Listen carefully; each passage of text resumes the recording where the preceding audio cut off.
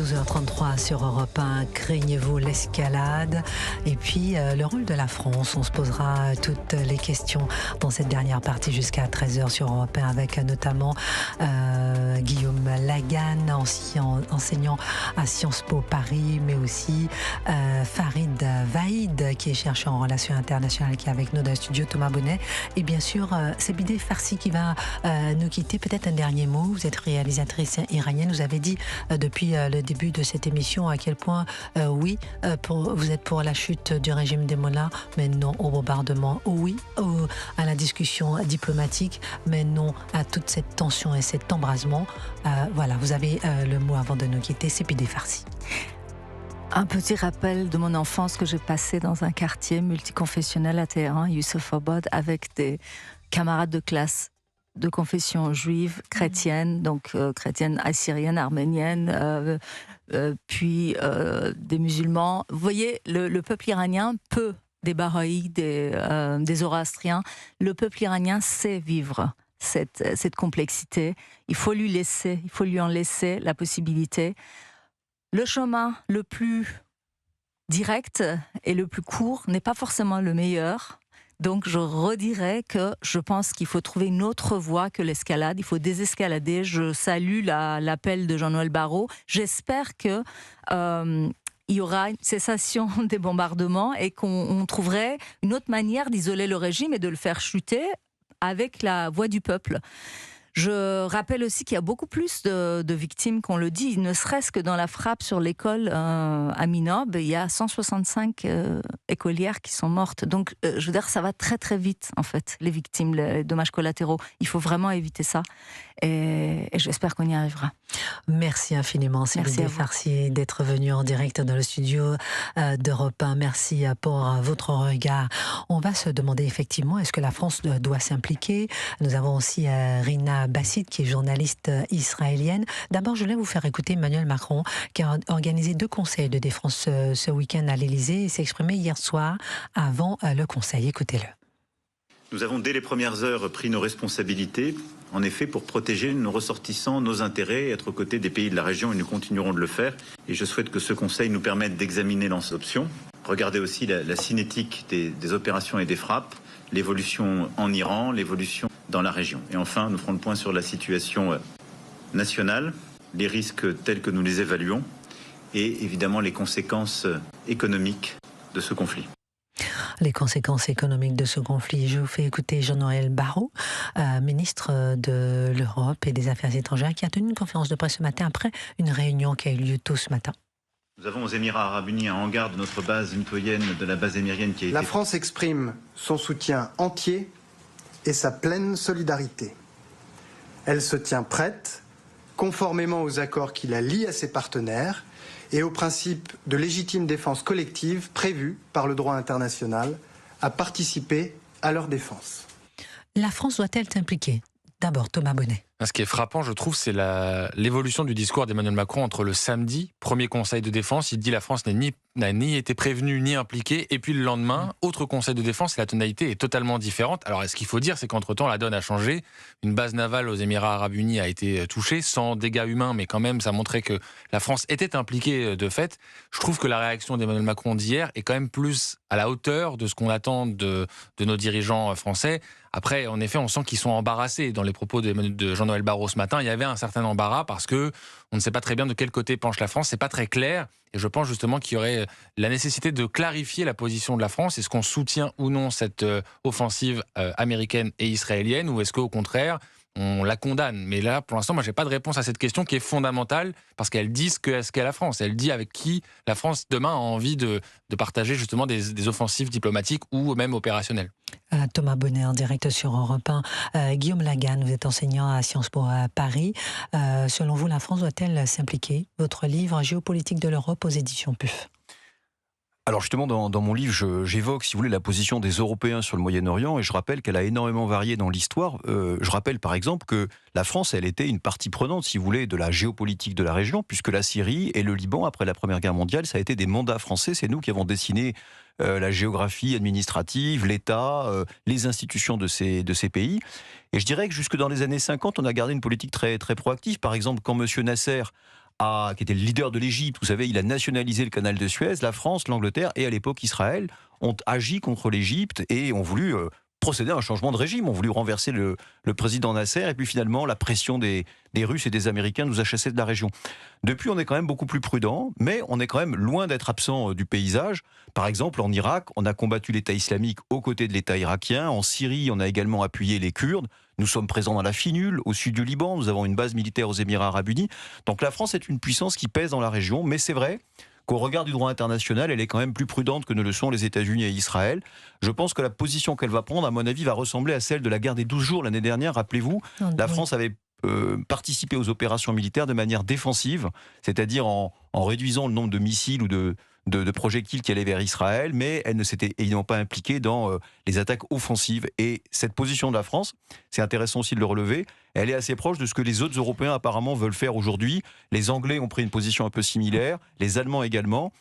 Maintenant, dernier rebondissement, la Chypre, on a parlé vous savez, de ce missile qui est allé sur Chypre. Ça, c'est intéressant parce que si le conflit s'élargit et si Chypre est impliquée, et Chypre, c'est l'Union européenne, ça pourrait faire évoluer effectivement la position des Européens. Et effectivement, et on pensait effectivement que ce serait peut-être l'entrée de l'Ukraine au sein de l'Union européenne, mais là, ça serait peut-être effectivement Chypre qui pourrait être le point d'accélération et de l'entrée de l'Union européenne. Farid Ravid, votre regard, peut-être Vaïd, sur votre regard chercheur en relations internationales. Ensuite, je vous donne la parole, Rina Bassiste.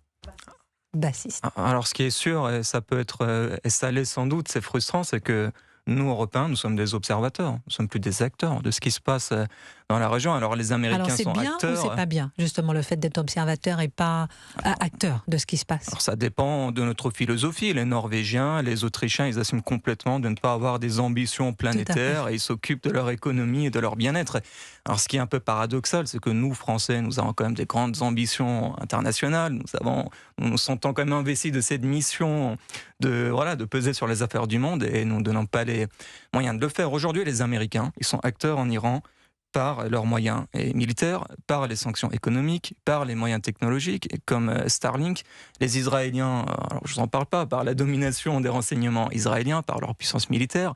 Mais nous, Français, ou les Britanniques, ou les Allemands, franchement, je vais être tout à fait honnête avec vous. Quand vous parlez à des Iraniens, je pense que c'est la même chose. Quand on parle à des Israéliens, personne ne vous parle aujourd'hui des Européens. Alors on parle des Américains, on parle des acteurs régionaux, mais personne n'attend une soi-disant réaction. Alors oui, l'Europe a une influence culturelle très importante. L'Europe a un poids, on va dire, d'une autre nature, un soft power important dans la région, mais je ne pense pas que là, dans l'immédiat, nous sommes comme dans une guerre avec des avions de chasse sur le ciel iranien, et je ne pense pas que dans cette configuration-là, la France soit capable de changer les équilibres dans la région.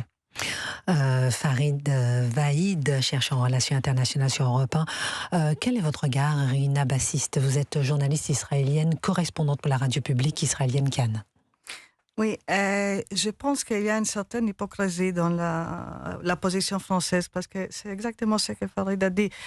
Les ambitions sont énormes et la France se cache d'une certaine façon derrière cette façade qu'il faut absolument avoir une résolution du Conseil de sécurité pour que Paris soutienne ce genre d'action. Or, M. Barrot, le ministre des Affaires étrangères, il a admis dans son allocution aujourd'hui que c'est impossible en fait d'arriver dans la configuration actuelle avec la Russie et avec la Chine.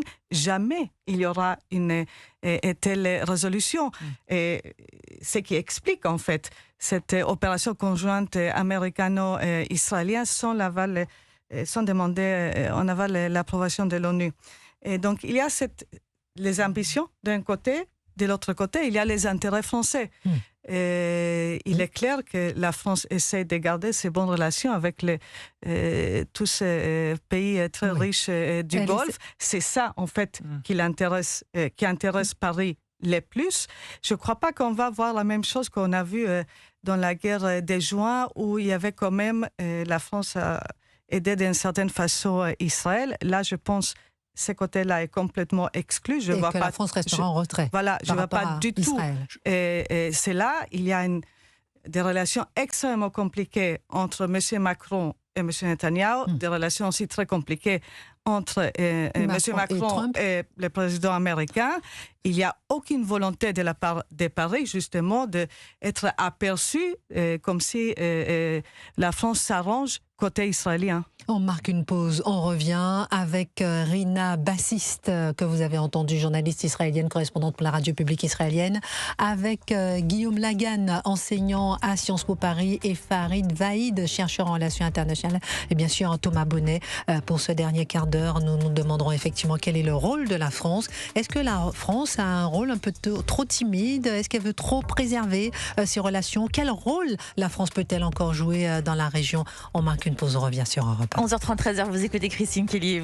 Avec cette question, la France doit-elle s'impliquer? Quand je reprends les mots de Jean-Noël Barrot, qui dit que la France se tient prête conformément aux accords qui la lient à ses partenaires et au principe de légitime défense collective prévue par le droit international à participer à leur défense. La France est prête. Guillaume Lagan. Moi, je pense qu'effectivement, comme ça a été dit tout à l'heure, la position de la France, elle va d'abord dépendre du droit international. C'est vrai que spontanément, notre position a toujours été de dire qu'on ne devait pas participer à des opérations militaires qui n'étaient pas autorisées par le Conseil de sécurité. Et c'est vrai que là, dans cette affaire, il faut quand même le relever. Rappelez-vous, il y a 20 ans, en 2003, lorsqu'il y avait la guerre en Irak, il y avait eu tout un sujet pour savoir s'il fallait ou pas que le Conseil de sécurité, les Américains disaient oh, bon, on veut bien y aller, mais à l'époque, les Français avaient été une position très claire. Ils avaient dit on mettra notre veto. Résultat, la guerre s'est faite sans autorisation de Conseil de sécurité. Cette fois, il n'y a même pas eu de discussion. Les États-Unis et Israël se sont lâchés sans aller comme si l'ONU n'existait plus. Voilà, donc ça c'est un premier élément. D'ailleurs pour nous Français c'est un problème parce qu'en est membre permanent du Conseil de sécurité, à partir du moment où plus personne ne s'adresse à ce Conseil, qu'est-ce qui va nous rester en termes de pouvoir diplomatique?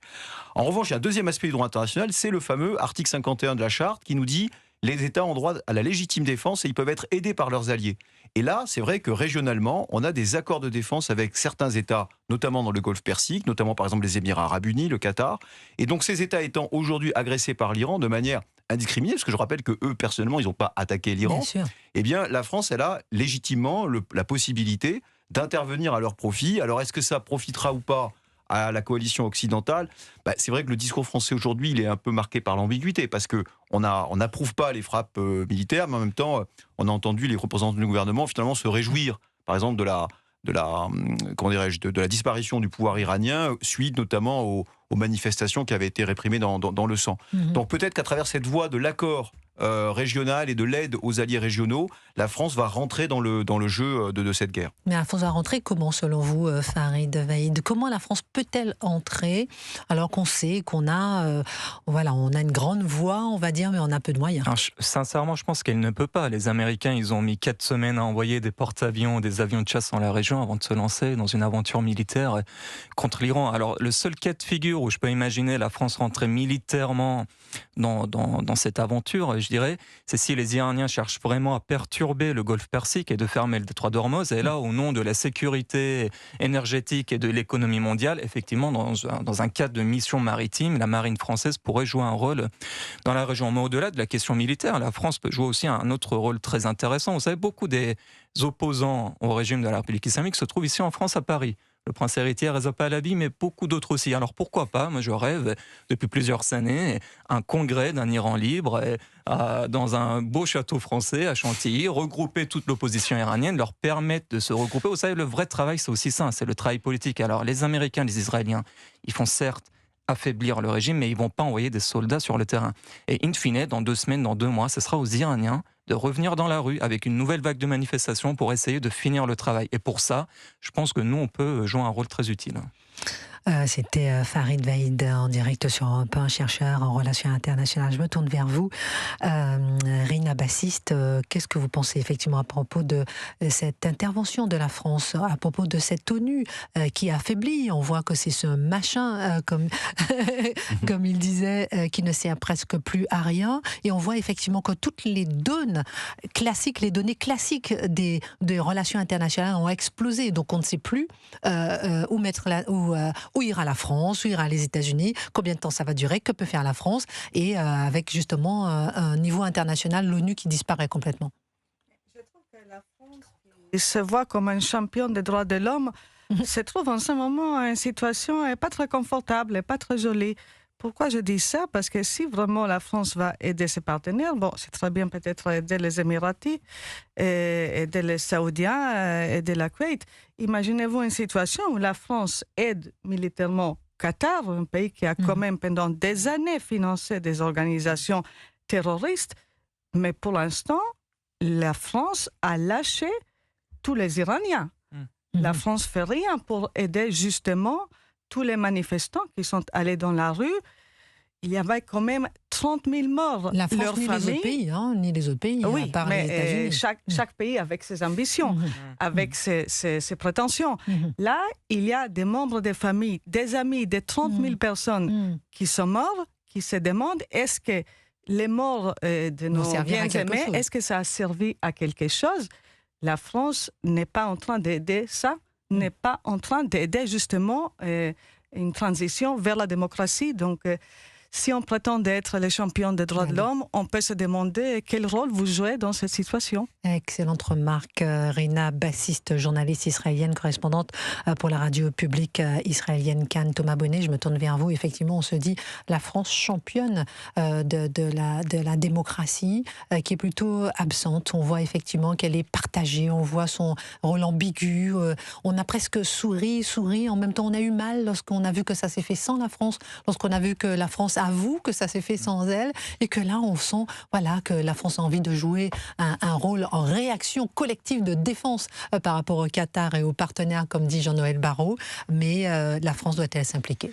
Non, mais en plus, il faut rappeler, ça, il faut le faire quand même, c'est que la France a un rôle dans ce qui se passe aussi en Iran, parce que c'est la France qui a abrité Khomeini dans les années 70. Il faut le rappeler, avec Giscard d'Estaing. C'est ensuite un avion français qui l'a fait rentrer en Iran. Donc, il y a une responsabilité, j'allais dire presque morale aussi, de la France dans ce qui se passe. Effectivement, vous rappeliez le précédent de 2003.